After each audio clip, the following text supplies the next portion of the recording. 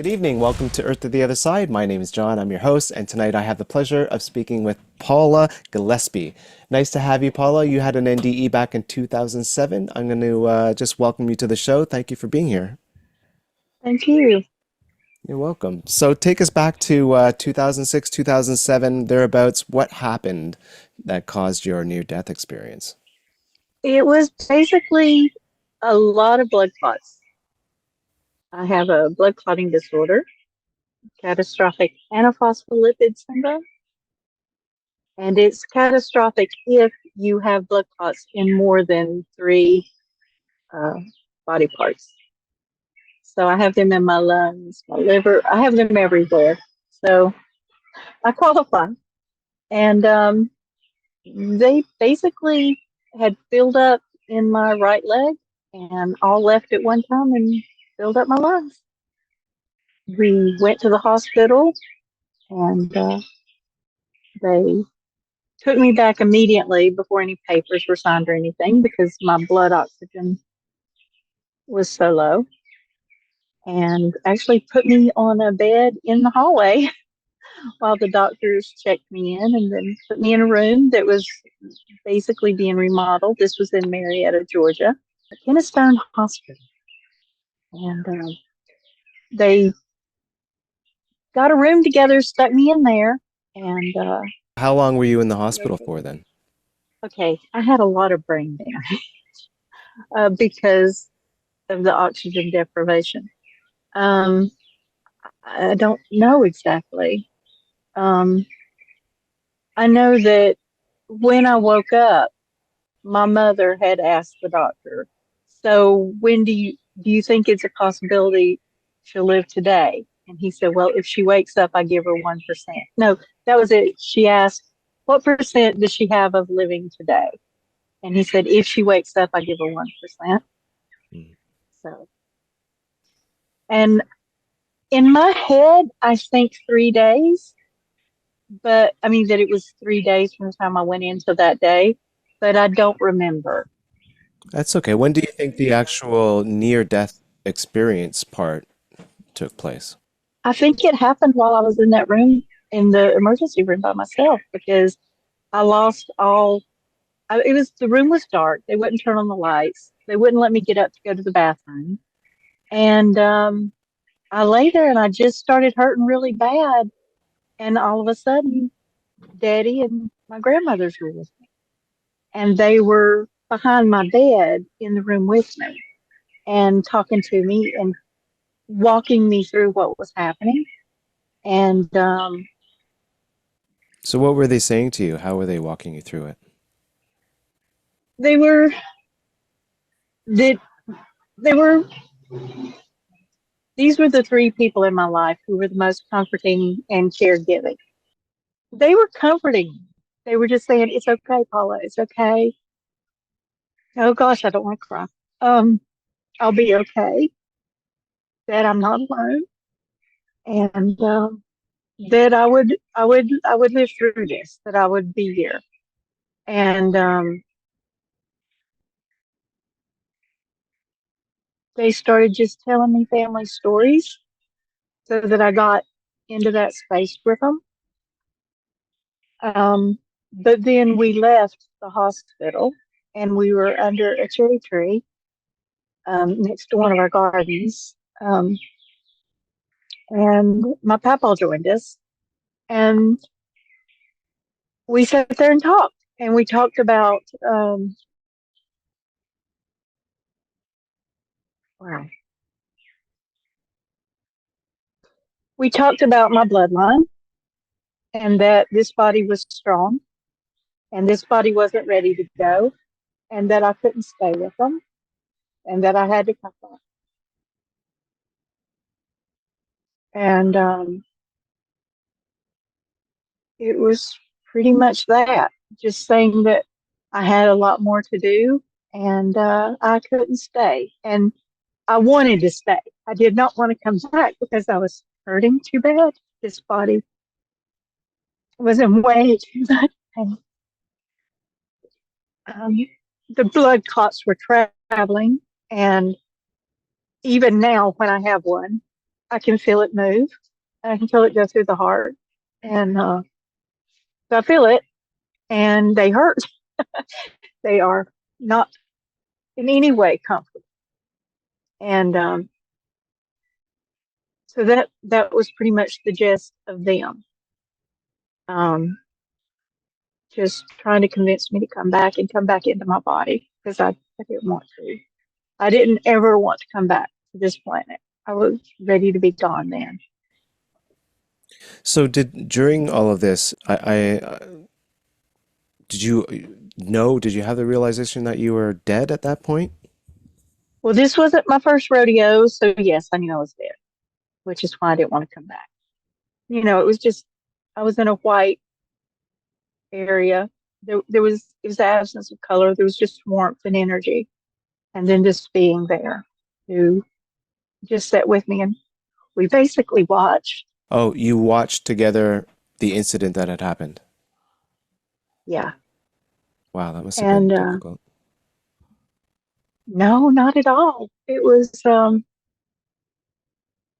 once you're out, you don't care. I mean, you care, but it's like watching a TV show. You're watching it happen to a body. And at that time, I was only 3, so I wasn't really attached to this particular body. It wasn't my first body. So um, I was with the creator, the maker, the being. And I wasn't age wise, there was no age. I think that when we're out of our body, we're in soul, our spirit. And so we're open to, I mean, we know everything. And I was just there with, and there was no question. I was going back in the body. I had to. Um, this happened to wake me up so that I would realize what was the purpose this lifetime. And at that point, I resigned myself. Okay, I'm here. I'm here, your servant. I'll do what you want me to. And that's pretty much the pact I made with the entity that did it But you're referring to the first one when you were 3? when I was 3. Yeah. Yeah. And then the second one back in 2006, 2007, where you had the blood clots. You were with, you said your grandmother and Both someone else. grandmothers Both and my grandmothers? grandfather and my daddy, Okay. who were all dead. Well, and you were basically, for the most part, you were under the cherry tree, right? Yeah. There was so many. I mean, we were in the hospital, we were under the cherry tree. It feels like basically every time, like for instance, when Daddy told me, well, remember when I had, you know, he died for 4 minutes in Winston-Salem Hospital. And he was like, well, I didn't have it. I lived through that. You'll live through this. And Granny was telling me of a time when she did. But every time they would tell me this, we went there. Okay. So we went to their story and I watched their story. Wow. So it was, like I said, it seemed like it was a long time. I mean, Mhm. it really seemed like a long time because we weren't in, and some of this I haven't thought about in years. At the time, your mom was still here, or she was alive? Yeah, she had fallen down and was in the hospital room with me. Did you end up discussing this with her and telling her about your experience? She's not really the kind of person to talk about stuff. And Hmm. so, no, we didn't. And we never have since. Um, Did you come back from any sort of religious background growing up? yes, so my dad's family was Primitive Baptist and my mother's family was Church of Christ and they fought over everything. And then all of my different friends had different religions. So primitive Baptist is a little more than Baptist, okay? Snakes, strychnine, that sort of thing. Now, Okay. we didn't personally, but we did do foot baths, bathing each other's feet, and women were supposed to wear skirts and dresses, and you could not cut your hair. No makeup, no gold, no jewelry. Um, Did you have a my sense of any of granny, that when you were on the other side? a very, I mean, when you're on, for me, being on the other side was being back in contact with God. I mean, you instantly touch the source and you don't question because you know. I mean, you know that this is the being, this is what it is. And religion is something that man needs to kind of put things in an order that they can handle because the actual truth is so much bigger than most people on this planet can handle. I mean, God is huge and his power, it's, I think with the 3-year old experience, that's when I realized that there was nothing but God. And that, which is another reason why you don't want to come back because here we're disconnected. Here our ego steps in, stops us Hmm. from being connected. Yeah, I agree. So I don't I know, guess did that answer? did you talk to anyone about your experience other than, obviously you couldn't talk to your mom and that. So was there anyone else that you brought it up to? Well, I talked to my cousins and my friends. Yeah. They know, like my girlfriend Barbara. How did they react? Well, they trust me, so they believe. Barbara is very spiritual also, and Alice and I have been together. She's 3 months older, and so everything I know, she knows because I tell her. And so they're just, I mean, that's what I went through. They didn't think anything odd about it. And also, they had been hearing stuff from such an early age that,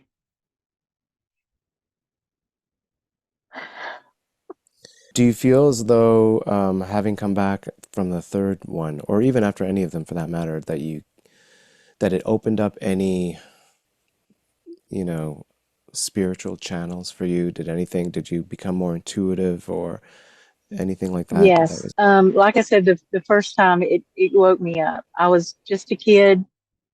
It, I didn't speak for a long time afterwards. Um, my granny said I just stopped talking and would not talk to anybody, did not use any words or anything because it was. I mean, I blame that on the trauma, not on the experience. Um, but from that moment forward, like I said, I made a pact with the being at that point that I didn't care what happened to me this lifetime. I was here to do they wanted me to do, whatever was whatever was needed. And so from that point forward, I started receiving training and teaching from people. So both my grandmothers taught me things. And then the one, so yes, every time I came back, everything was different. It was like a whole new life, a whole new set of things to do, a whole new knowledge. Um, I think of it as a reset. It was like completely, I know it's the same me and it's in the same body, but it's like, okay, we finished that and now we're on to this stage. We finished this ends now, and now we do this stage. And so with this last time, um, I just came out, and I at this point in my life, I just want to do the spiritual. I don't really have interest in what most people would be seeking out of life anymore at all. This one has reset me back to, I think, where I was with the first one. I had gotten, um, I had gotten interested. I have 3 kids, so was interested in trying to be a mother, trying to be a wife, trying to do what is expected of us to do. And the last one reminded me, hey, you shouldn't even be here. You're not even, technically I shouldn't even be here. So to be, see that inner voice is nagging on me now. Um, A lot of NDEers come back and they talk about this overwhelming feeling of unconditional love surrounding them. Is this something that you experience as well in any of these yes, three? yes. And that's the hardest thing to leave. Mm. It's not here. Um, Sitting under a tree with your feet buried in the ground is the closest you get, and it's not the same. There is nothing, nothing but total acceptance, nothing but total love. And you don't have questions. Do you think There's, that's part of all of our purpose? Um, in order to bring that love here in this experience on Earth? you want to know what I really think? I do. So I believe that we are all, every single person, period, is part of the soul, the God, in the sense that my fingernail is part of me. Um, let's say that the soul, the consciousness, is a human body, and God is the brain, the control center, the powerhouse. And every molecule is held together by this energy, and that energy is God. And every person is a part of that energy. Okay. And we come down here on the planet to play and to go through and learn and experience things, to experience what it feels like for this person to be mad at me, for me to hurt this person and then have to make it up. These things we set up, these lessons, these play acting, this game, but it's not us. We're temporarily in an avatar. And so that's my take on things, is that this down here is the TV show. This down here is the game. It's temporary. It's a vacation. Not a very fun one, but it's kind of like getting on a roller coaster and being terrified, maybe, or going to a haunted house. We put ourselves through this, and we test ourselves by going through these things. And if we can get out of the escape room, we get to go home and be one again.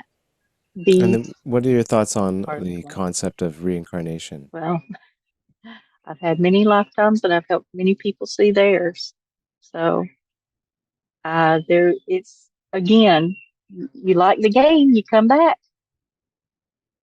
Once you're entangled with people, you got to work that out.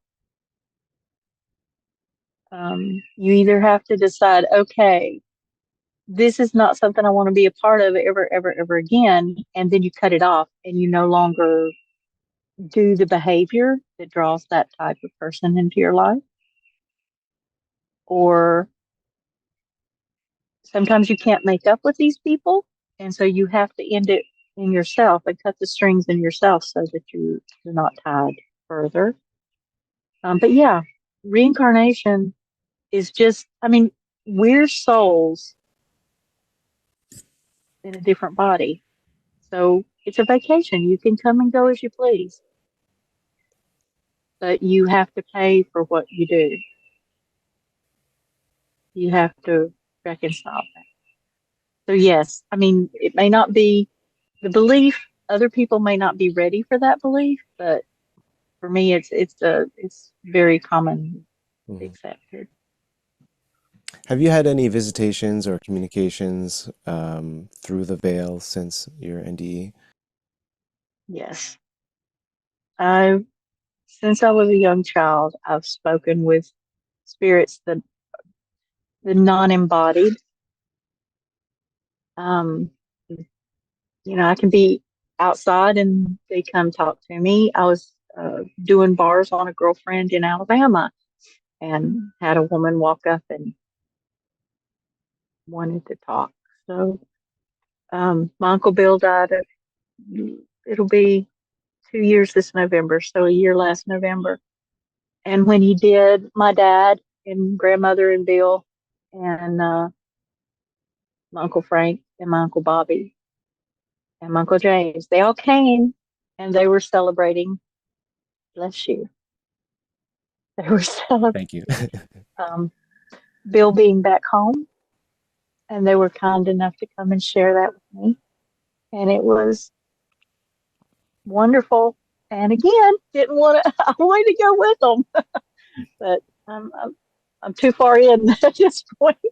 I couldn't possibly leave. But Have you and they ever stayed felt with like me you're for a being while. sort of, I don't want to say dragged, but pulled or drawn? Like, have you ever felt since your NDE that you're both here and there every so often? Like you might feel like you're still on the other side or I back on the other spend a side. lot of time outside of my body. Yeah. It's been too many times for me. Um, I've been there too many times this life,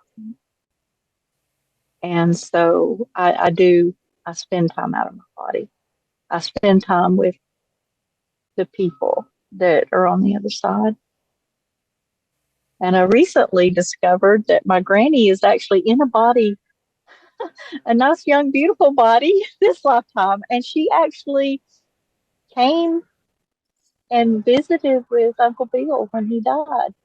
She came to the family gathering Hmm. also. So she must be very spiritual this How do you lifetime know also. that though? I'm curious. Well, the spirit can show you their current form, or they can come in the form you're familiar with. I mean, they can look, they can, hmm,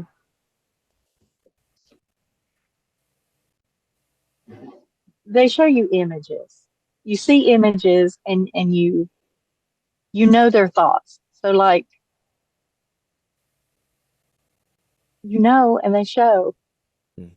You just show. You just think it and again, I feel like I'm being so vague. No, not at all. It's hard to explain these things. I get it. It's easier to talk that way than it is to use words. Mhm. Yeah. Well, that's interesting. Really appreciate you sharing your story. I know it's the first time you talked about this, and it's probably not easy, especially, saying it all out loud for the first time. So thank you so much. I'm really grateful that you decided to come on. And do you have any message? I know I'm putting you on the spot, but is there anything that you can think of that you'd It's a like stroke fast. to? The biggest thing is that we are controlled so much by that voice in our head, and that's ego. And to find peace, you have to start telling him to be quiet and allow, give yourself permission to feel that love. Because no matter what you've done, and I don't think anybody on the planet right now hasn't done stuff that they personally feel like makes them undeserving of other stuff. And realize that that being that is in control of everything has seen everything, and you haven't done as bad as has been seen and done, and they love it anyway. They love you no matter what. So it might not be easy for you to accept it, but there is a being in everybody the minute they leave their body. Once you get really far from the body and the human experience, we all love each other completely. There's no question. And if you can find a way to allow yourself to feel that,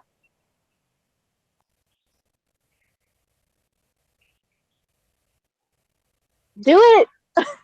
This is amazing. Your story is going to help so many people. And on that note, Paula Gillespie, thank you so much for coming back to us on Earth and, sharing your story with us because it's going to go a long way, I'm sure. And I really, really appreciate it. Well, anything I can do to help is what I want to do.